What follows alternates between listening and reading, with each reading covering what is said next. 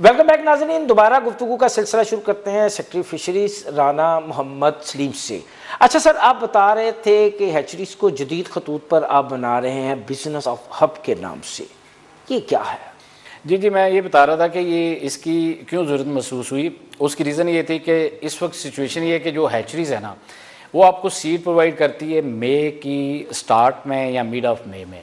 अच्छा, उसके बाद क्या होता है कि आपको जो क्लियर विंडो मिलती है ना, वो तकरीबन आप ले लें कि मिड मई से लेकर आपको अक्टूबर तक मिलती है। वो तकरीबन 5 से 6 महीने का विंडो। उसमें अगर कोई फार्मर अगर वो फ़िश का सीड लेके जाता है और उसके बाद उसको वो प्रोड्यूस करता है, तो वो वेट गेन जो ना बड़ा कम होता है। उसकी वजह से फिर उसको ऑब्वियसली उसको फिर उसका जो इतना रिटर्न भी कम मिलता है। जो पूरा जो रैस बेस्ड जो सिस्टम है, उसका पर्पज़ ये था कि ये थर्मो कंट्रोल है। साल के किसी भी टाइम पे हम कंट्रोल्ड ब्रीडिंग करवा के, और जब ये जैसे सीज़न ओपन होता है फरवरी एंड में या मार्च के स्टार्ट में, तो वो जो बच्चा है ना, वो फार्मर्स को टाइमली प्रोवाइड। अगर आप ये देख लें कि अगर फरवरी एंड में अगर वो बच्चा मिलता है, तो उसके पास तकरीबन 8 महीने का पूरा एक विंडो क्लियर होती है।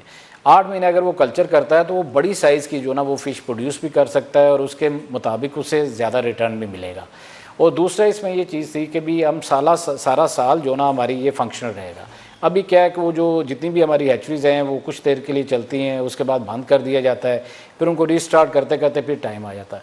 और हैचरीज में सबसे इंपॉर्टेंट जो चीज़ है ना, वो ब्रूड स्टॉक है। ब्रूड स्टॉक क्या होता है? जो मेल और फीमेल जो बड़ी मछली होती हैं, जिनसे हम ब्रीडिंग करवाते हैं, उसका जो है ना वो ऑब्वियसली टेम्परेचर सेंसिटिव और सारी चीज़ें होती हैं। तो इसलिए फिर ना इसको हम रैस पे लेके जा रहे हैं। जिससे मैंने पहले बताया कि इस दफ़ा हम 6 जो है एक्वा बिजनेस हब्स बना रहे हैं। उसको हमने इक्वली जो ना लोकेट किया है पंजाब में। एक हम रावलपिंडी में बना रहे हैं, हमारी बहुत बड़ी हैचरी है रावल टाउन में, वहाँ पे हम कर रहे हैं। दूसरी हम चिनावा, ये वज़ीराबाद में बहुत बड़ा सेटअप है। अच्छा। वहाँ पे हम कर रहे हैं। रावलपिंडी वाले में हम रैस की जो हैचरी है वो तिलापिया की बना रहे हैं। लाइकवाइज़ यहाँ पर जो है चिनावा में है, वो एक पेंकेशियस की हम हैचरी बना रहे हैं और लाइकवाइज़ इसकी बना रहे हैं तिलापिया की। इसके बाद सरगोदा है। सरगोदा में हमारा एक पूरा एक अलग से ये एक्वा बिजनेस हब बन रहा है, जो पेंकेशियस और तिलापिया का है। उसमें वैल्यू चेन सारी आनी है, उसमें फीड मिल भी बन रही है, प्रोसेसिंग भी बन रहा है सारा। क्योंकि ये जो बच्चा होता है ना, इसको जो फीड है वो माइक्रो फीड चाहिए होती है। इस वक्त पंजाब में कोई भी माइक्रो फीड की फीड मिल नहीं है। वो वहाँ पे बनेगी, वो सारा वो कैटर करेगी। फिर इस तरह खानेवाल में एक बन रहा है सेटअप, लाहौर में हमारे रिसर्च एंड डेवलपमेंट का पूरा एक सेटअप बन रहा है, फरुखाबाद में बन रहा है जो कि यहाँ पे शेखुपुरा में। तो ये 6 एक्वा बिजनेस हब है जो बनाए जा रहे हैं। तो इसका पर्पज़ यही है कि एक तो इसमें जिद्दत आ जाए, नई टेक्नोलॉजी जहाँ पे ट्रांसफ़र हो और इंटीग्रेशन हो, और उसकी बेसिस पे प्रोडक्शन हमारी बढ़े ज़्यादा। क्योंकि प्रोडक्शन बढ़ेगी तो वो जो डिमांड है उसको मीट करेगी। अच्छा सर, प्रोडक्शन की तरफ भी आते हैं। पहले तो मुझे ये बताएं कि ये जो आपके हैचरीज हैं, ये एक साल के 12 माह में कितने माह में ये एक्टिव रहती हैं और कितने माह ये नॉन एक्टिव होती हैं? जी, मैंने जिस तरह पहले भी बताया कि तकरीबन आप ये देख लें कि हैचरीज की जो मार्च में ये अपना काम स्टार्ट करते हैं और तकरीबन ये जाके ब्रीडिंग सीज़न जो हमारा होता है ना, अगर लेट से लेट भी किसी भी अगर स्पीशी का होता है तो वो मिड अगस्त तक हो जाता है। मिड अगस्त के बाद फिर उसकी ब्रीडिंग नहीं होती। पेंगेशियस है जो कि एंड अगस्त तक जाती है। उसके बाद क्या होता है, जो बच्चा वो बचता है उसको नर्सरी पॉन्ड्स में या बाकी पॉन्ड्स में उसको डाल दिया जाता है। तो हैचरीज तो हमारी सारा साल ही रहती हैं वहाँ। अच्छा, ये नहीं है कि वो वहाँ पे बंद हो जाता है। वहाँ पे प्रोडक्शन पॉन्ड के अंदर वो होती हैं जो फ़िश होती है, उसके अलावा सीड होता है नर्सरी पॉन्ड्स में होता है जो कि अगले साल के लिए तैयार हो रहा होता है। लेकिन जो हैचरी में ब्रीडिंग का काम है ना, वो तकरीबन जो ना वो मिड अगस्त या एंड अगस्त तक वो ख़त्म। सालाना खपत क्या है फिशरीज डिपार्टमेंट की? आमदनी कितनी है, नुकसान कितना है? देखें, इसको हम इस तरह लेते हैं कि जो रेवेन्यू जनरेशन की स्ट्रीम है ना, तकरीबन जो पिछले साल हमने जो ओवरऑल रेवेन्यू जनरेट किया था, एक तो सीड की सेल से, और दूसरा जो हमने फ़िश के जो जितने भी लीजेस हमने किए हैं वो तकरीबन था 590 मिलियन था जो साल का था। इस साल हमने जो लीजेस और सारा ये किया है, ये तकरीबन इस साल हमारा 640 मिलियन तक ये चला गया है।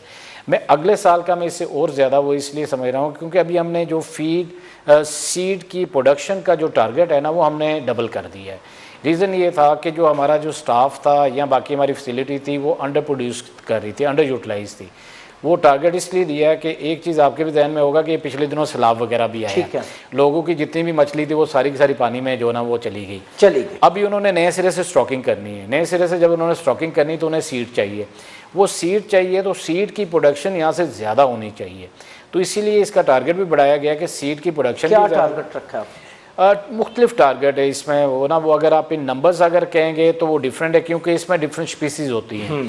हम अगर काप्स की बात करें तो जिस तरह काप्स में मैंने जिस तरह आपको पहले बताया है कि उसमें रोहू हो जाता है, थेला, मोरी, ग्रास, सिल्वर, इस तरह और काफ़ी बिग हेड, ये सारी आ जाती। उनकी सब की अलग, और फिर इनका हैबिटेट अलग है मुख्तलिफ एरियाज़ में।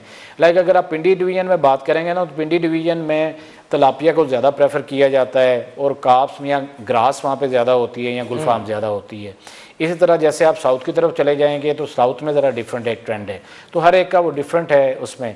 तो लेकिन ये कि ये लोकलाइज फिनोमेना है, जितनी डिमांड होती है फार्मर्स की उसकी बेसिस पे इसकी जो ना कि अब डिमांड ज़्यादा है। फॉर एग्जांपल मैं आपको ये बता दूं, अभी खानेवाल में निकासू का आपने सुना होगा, पूरा का पूरा जो ना उनकी वो फिश जो है ना वो सैलाब में बहेगी। ठीक है। और उसका फ़ायदा क्या हुआ उन लोगों को जिन्होंने ठेका लिया होता उसमें दरिया में, उनको मछली मिल गई लेकिन फार्म सारे खाली हो गए। अभी हमें सबसे ज़्यादा जो डिमांड यही आ रही है कि हमें सीड ज़्यादा चाहिए, इसलिए सीड की प्रोडक्शन का हमने टारगेट बढ़ाया ताकि अगले साल ना मछली ज़्यादा प्रोड्यूस।